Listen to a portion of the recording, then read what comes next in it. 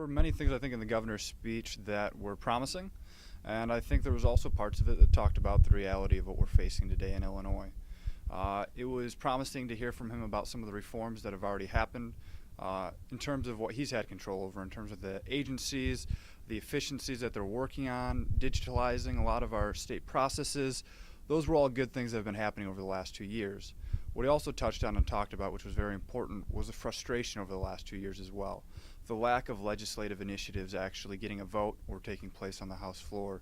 Some of those being term limits for elected officials, fair maps, workers' compensation reform, and many other items that the governor's talked about for the last 2 years, property tax freezes, things like that that are going to help move Illinois in the right direction, both politically and fiscally. During the governor's State of the State, he touched on the violence in our state, something that we all care very deeply about, our safe communities.